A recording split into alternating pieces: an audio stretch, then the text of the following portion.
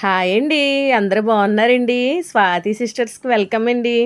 ఈరోజు ఏంటంటే మీ అందరికీ కూడా చోలే భటూరే కర్రీ చేద్దామని అనుకుంటున్నానండి. మసాలా కర్రీ.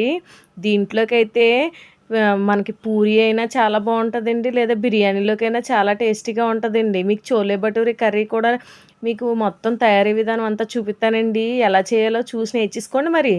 మీరు నేర్చేసుకోవడమే కాదు, సండే కానీ మీ ఇంట్లో ఏదైనా ఫంక్షన్స్ అప్పుడు గానీ, ఇలాంటివి చేసి పెట్టారనుకో, మీ ఇంట్లో వాళ్ళందరూ మీకు ఫేవరెట్ అయిపోతారండి. మంచి ఫ్యాన్స్ అయిపోతారు. ఓకేనా? మరి ఇంక తయారీ విధానంలోకెళ్ళిపోదామా?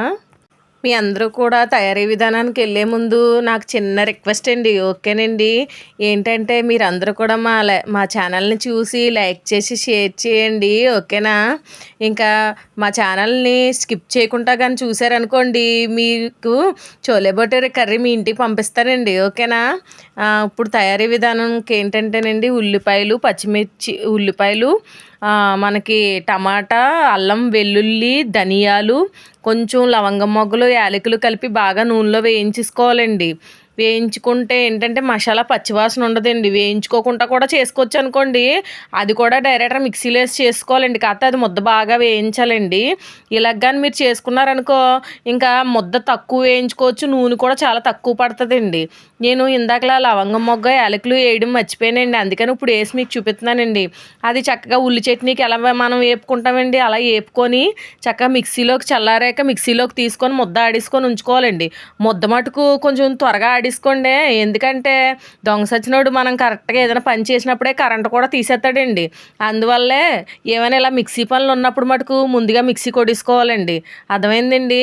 ఇప్పుడు ఏంటంటే ఇదే చోలే భటూరేలోకి కాజు కూడా వేసుకుంటే మనకు చాలా బాగుంటుందండి. ఇంట్లో కొంచెం జీడిపప్పు ఉంటే కొంచెం జీడిపప్పు వేసానండి.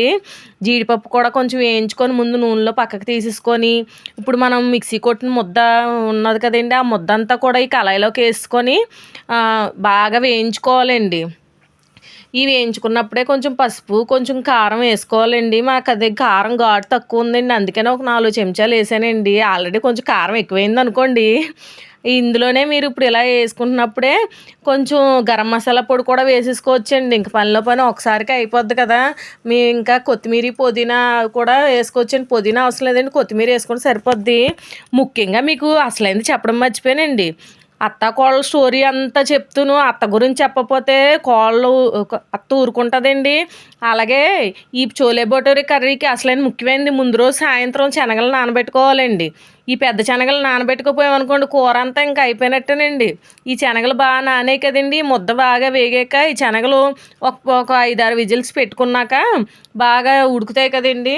కొంచెం ఉప్పు వేసి ఉడకబెట్టేసుకుంటాం కదా, ఆ శనగల్ని ఈ ముద్ద వేగిన దాంట్లోని తీసుకొచ్చి వేసుకోవాలండి.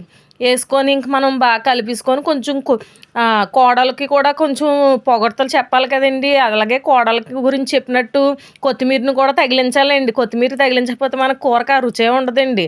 కొత్తిమీర కొంచెం వేసాక మనకి గరం మసాలా ఏమైనా బోల్డ్ ప్యాకెట్లు అమ్ముతున్నారు కదండి. ఇప్పుడు ఇంట్లో ఏమీ చేసుకోవాలని ఏం బాధ లేదండి. ఇప్పుడు అన్నీ రెడీమేడ్ ప్యాకెట్లు వచ్చేసాయి కదా. అలా మీకు నచ్చింది ఏదో ఒకటి గరం మసాలా ప్యాకెట్ లాస్ట్లో జల్లేశారనుకోండి, ఇంక కూర చూడండి, వేడి వేడి పూరి వేపుకొని తింటే ఇంక దానికి మించిన టేస్ట్ అన్నది ఇంకెక్కడా ఉండదండి.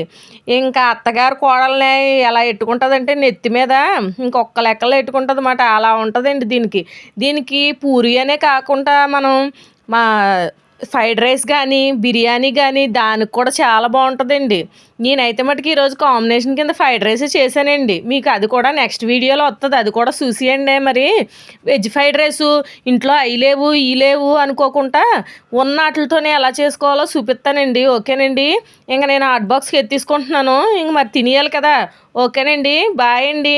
నా కూరలో మీకు ఏమైనా డౌట్లు ఉన్నాయనుకోండి, కామెంట్ బాక్స్ ఉంది కదండి, కామెంట్ చేయండి. బాయ్ అండి.